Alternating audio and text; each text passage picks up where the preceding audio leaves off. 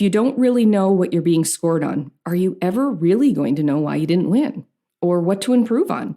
No one is teaching the details, and these details will make or break your placement.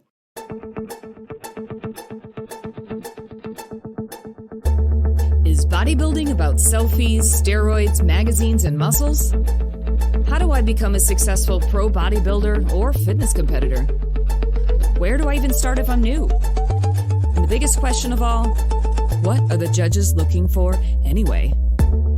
Even today with the internet, many people first discover bodybuilding by word of mouth. The lack of regulation has caused a boom of unqualified coaches, scattered info, biased advice, dangerous protocols, and posing trends that are a hot mess. After 20 years in the business, I have seen it all. Week after week, I'm going to talk about taboo topics that get swept under the rug, provide you tips and strategies to gain a competitive edge and stand out on stage in any division or federation. I'm going to answer all the burning industry questions without the bias. I have competed across 6 federations, earned pro status in 3, and judged in 2. I've coached posing and choreography for men and women in all federations and divisions. I know just how much competing means to you. I'm your host, Michelle Welcome, and you are listening to the Everything Else in Bodybuilding podcast. Be sure to download your free guide, 5 Things Every Bodybuilder and Fitness Competitor Needs to Know Before Your Next Show at eeinbb.com. That's www.eeinbb.com.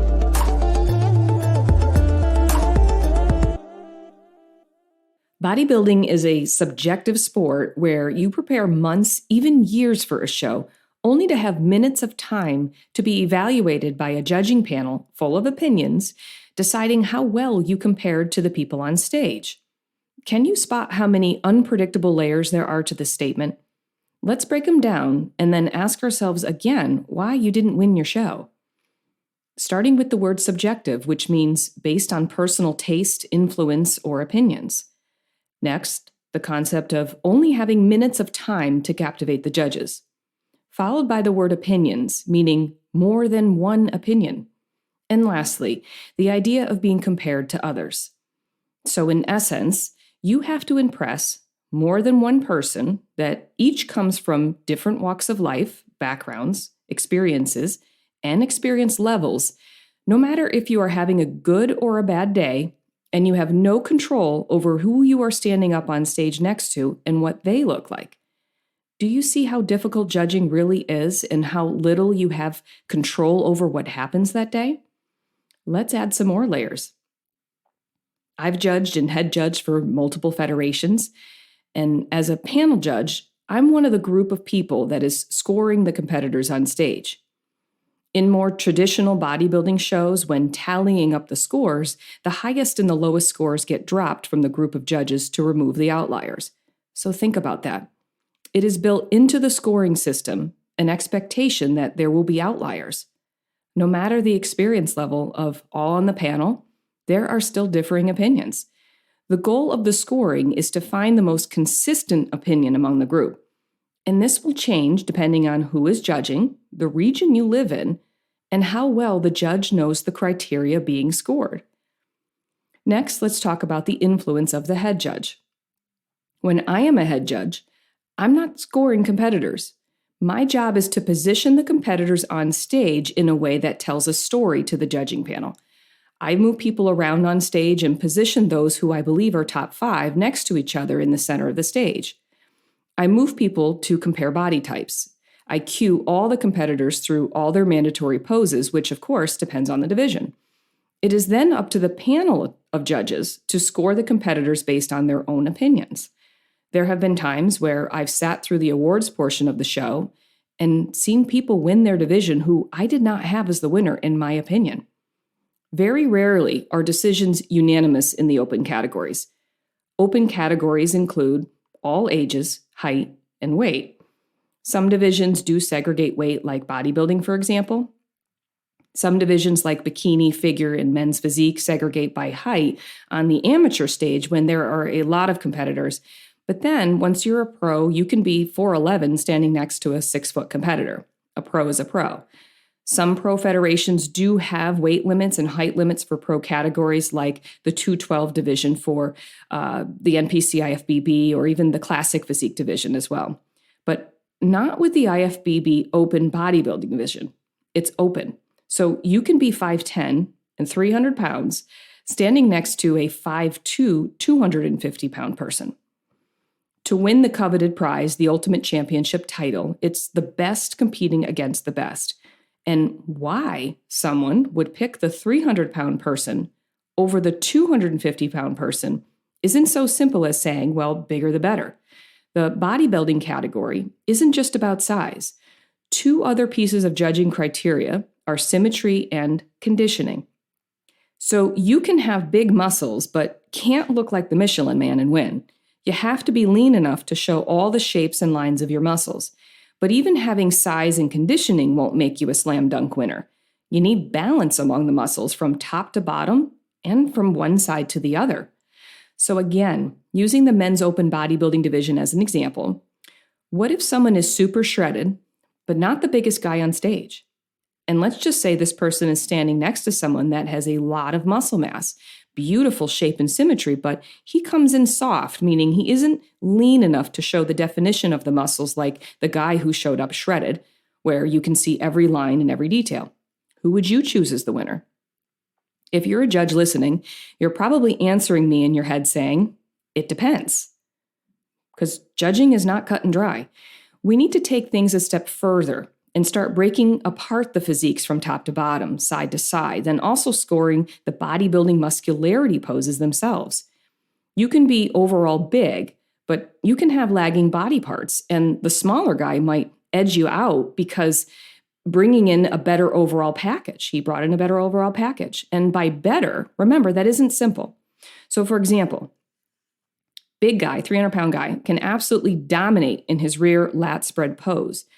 But his chest pose might not be as good as the 250-pound guy, so he would lose on this pose if you were comparing pose to pose.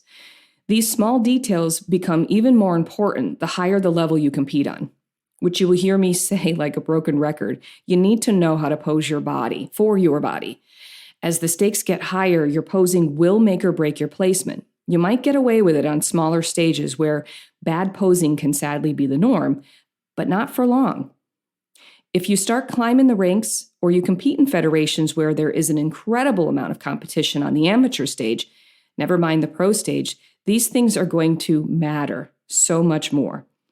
You need to work or consult with someone who sees these small differences, sees the best in your physique and the areas that need improvement, and can shape and angle your body in a way that highlights your best features and minimizes the flaws. I was teaching my weekly virtual class for my Posing Win Show's signature program the other day, and we had some new people join the program. I had the group provide feedback to the new people about their experiences so far, and one person's response to the new people was that I see every small detail. Another person said they just went to a bodybuilding show as a spectator and left the show feeling so confident that her preparedness is so far beyond what she witnessed on stage at the show. And another person said that she was excited to be a part of the program where she will hear what she needs to hear to get better after spending years competing in competitions. So she's a veteran. She's been competing for years, but never really knew why she wasn't winning and what she needed to do to improve. And it's true. I do see people differently. I see shapes, angles, details, and I'm able to spot that extra something about you that makes you a standout. I don't say this all to get high on myself. I'm saying this because it's these small details that will either make you a champion or cost you a title. It's passion. I tell you this out of passion. Why I'm even going to go as far as to boldly say that I think the amount of posing coaches out there is really diminishing our sport, you guys. Yeah, I said it. If you think I'm being a snob, I'm sorry, but oh well. Love me or hate me, I'm always going to tell it how it is. Every single detail matters when competing, and not everyone can see these details. Most posing coaches see people at the macro level, macro meaning from a distance. Here's the pose, watch and follow. They don't see these small details in each person, so everyone's posing looks like a clone of the others. But here's the thing. The same look isn't flattering on everyone. People come in all shapes and sizes, from short and stocky, long and lean, to short-waisted, to long torso. None of these physiques are better than the other, they're just different. Here's an example. Wellness competitors. So wellness is a new category that everyone's trying to figure out how to pose for. Wellness has 4 poses: front, left side, back, and right side.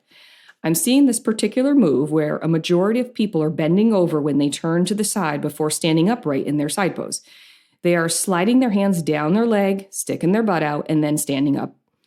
You know what it reminds me of? Have you seen the movie Legally Blonde? So if you haven't, there's a moment in the movie where Elle Woods demonstrates at the beauty salon this bend and snap move to her friend because her friend is super shy and really likes this guy that comes in every day to the salon. So Elle leans over, drags her hand down her body, only to abruptly stand up or snap up to standing. It's supposedly the move that's going to get the attention of the guy. Google it and you'll see what I mean. So lots of bend and snapping going on in wellness now. I see it in bikini competitors too, and I even saw it on a WBFF stage too. Everyone is watching the same videos. I get it. You want to stand out. But here's the deal. If you are copying everyone else's posing, you aren't standing out. If you have a short waist, squatting down when doing the bend and snap will make you look shorter and thicker. Sitting down into your legs and shoving your glute towards the judges condenses your body and makes it look thicker. Wellness is looking for thick legs, but not a thick waistline. Everything matters. It's not just about the legs and the glutes. It's the whole package. You want to show a small waistline, and if you naturally do not have one, you do not want to follow the same posing techniques as someone who does. You're only going to make her look better. I'll say it again. You have to impress more than one person that each comes from different walks of life, backgrounds, experiences, and experience levels, no matter if you are having a good or a bad day, and you have no control over who you are standing up on stage next to and what they look like. My point about the posing is that every detail matters in every division. Men's physique. Guys, the way you angle and shape your body is critical. You are not being scored on your legs, so I want you to think of your legs more like an accessory. Yes, an accessory. I say this all the time about arms and hands to my posing clients. They are an accessory that contours and shapes your body, or it's a complete distraction where, as a judge, I'm just looking at your arms, wondering what they're doing. If your arms are shaping your body like you're riding a motorcycle, some of you know what I mean. Think about it. What do you see when someone drives by on a motorcycle, besides everybody waving at each other? Motorcycle to motorcycle. Their arms are out in front of them, hands clenching around the handles into fists. I'm seeing this shape with arms out in front and fists clenched all over the place in men's physique. I'm not sure who started this move, but people saw it and it became a trend. I remember I asked a men's physique competitor help me demonstrate something for an audience. He had a great physique and won a show, so I thought he was a perfect fit. When demonstrating the back pose, he lifts his arms out in front to grab the invisible motorcycle handles. I ask him to drop his hands, and he pushes back, and he says, well, this is how we pose in men's physique. Remember, he won a show, so why would he think there is nothing to improve? What he doesn't realize is he won because he had the best physique compared to what was on stage that day. He might not be so lucky if he stands next to a guy with a similar physique and a better presentation. Remember, winning depends on who you're standing next to as well. By shifting your arms out in front of you, you lose your lower lats, guys. So in essence, you are shrinking the appearance of the width of your back and the V shape. This is critical for men's physique because, again, you aren't being scored on your legs. So the focus is on the upper body. This posing error is even more costly in this division. So I asked this guy that I asked to pose for me and demonstrate for me. And I says, do you know what you're being scored on? Nope. He couldn't really answer the question. He really didn't know. So he goes from telling me, well, this is what we do. And I say to him, do you know why you're doing that? Do you know what you're being scored on? And he didn't know. I asked the same question to my Posing Win Shows class the other night. Each week I have a topic of discussion for everyone to learn about. This week I asked everyone to answer if they knew what the judges are looking for in their division and federation. I have men and women from all federations and divisions, so I thought this would be fun. Once again, no one had a real definitive answer. If you don't really know what you're being scored on, are you ever really going to know why you didn't win or what to improve on? No one is teaching the details, and these details will make or break your placement. Bodybuilding, no matter the division, It's all about the details. As a judge, we have to pick apart all these details to determine the winner. As a competitor, you might be focusing on the wrong things or not be aware of what you are missing in your presentation that is throwing things off.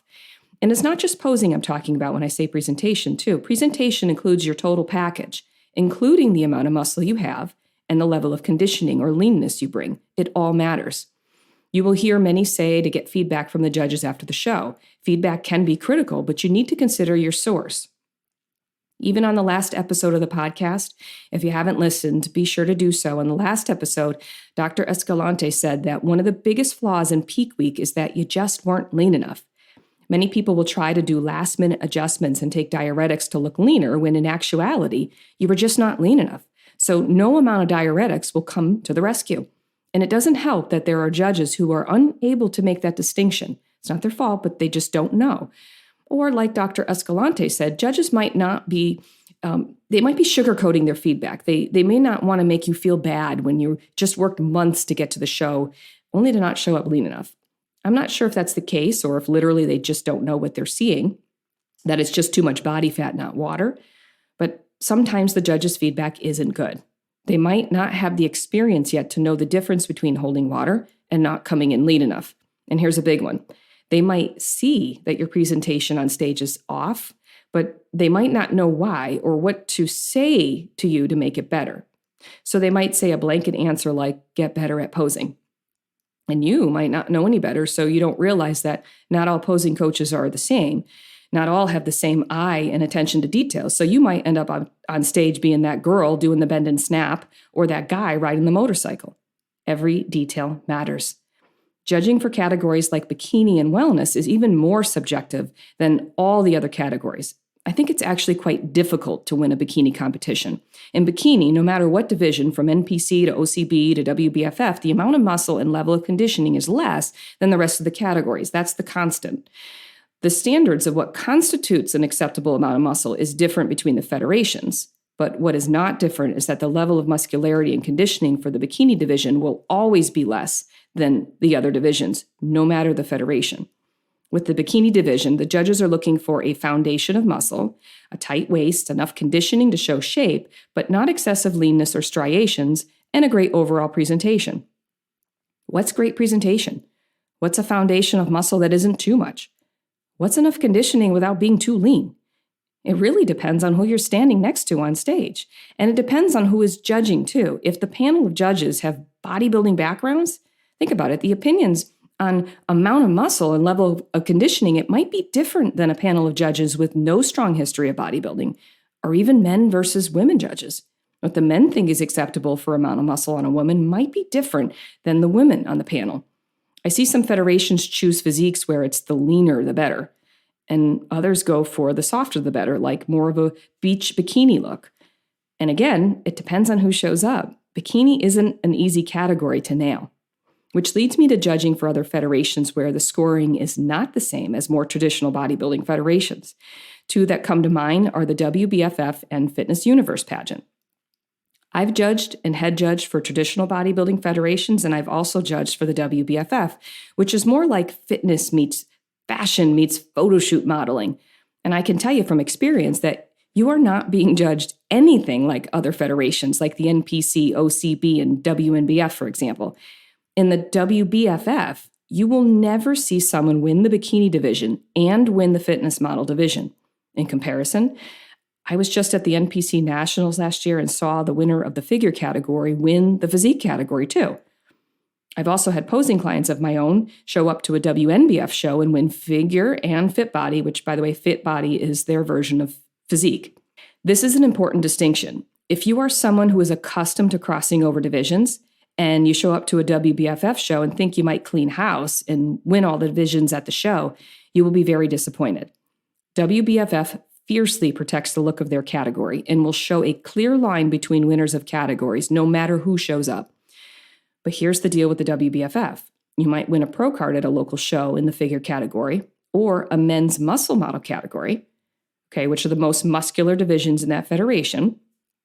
But when you step on the international pro stage, You might not have enough muscle to compete against the pros in that category. So you might transition to the Diva Fitness Model category or the Men's Fitness Model divisions, which are a step down in muscle, equally as sassy and gorgeous, but there's a less muscular look to those divisions. So once you're a pro in the WBFF, you can change divisions. So back to the scoring for these federations. What are they looking for? In the WBFF, 40% of your score is marketability, 20% is stage presence, poise, and confidence, and 40% is your physique. So let's do the math together. 40 plus 20, that's 60% of your score has nothing to do with your physique. Let that sink in for a second. 60% of your score has nothing to do with your physique. Now, the male muscle model category is 60% physique, but still 40% is marketability. What's marketability? How do you prepare for marketability? The Fitness Universe Federation is similar in that they are looking for marketability also. Many of these people that graced the covers of magazines back in the day, when getting on the cover of a magazine was the ultimate goal, many of these people won the Fitness America contest. Did you know that? So marketability literally meant getting modeling gigs in magazines, that you were marketable enough to grace the cover of a magazine. That's what winning these shows meant, that you embodied that look. And this has changed a lot in the last 10 years with social media. Now we are seeing more influencers and people who dominate fitness on social media in these magazines, people who have never won a show or even stepped on a stage before. What makes them so marketable? One thing that is consistent is there is an it factor about them, a certain look that is pleasing to the eye, a look and an it factor that is most likely to captivate a large percentage of the population. What's going to sell? Think about that. So how do you prepare for these shows that are looking for an it factor when 40% of your scoring is on your physique and 60% is everything else? I can tell you, as someone who has judged for these shows, you have to be an absolute standout on stage. Think about everything I talked about, and let's all ask ourselves again, why you didn't win your show. Let's recap. It depends on your division, your federation, the skill of the judging panel, who you're standing up on stage next to, presentation you brought from the level of muscle, the level of conditioning, and the shapes you are making with your physique on stage and how well it compares to others. The answer isn't cut and dry. As you can see, there are things you cannot control, but what you can control is your level of detail. Pay attention to all the details in your division and what you're being judged on. Align yourself with people who are detail-oriented, who can help you refine these details. Be open to changing federations that might be a better fit for you. You might do better in a more traditional bodybuilding federation, or you might have that it factor and totally slay in a federation that judges heavily on marketability.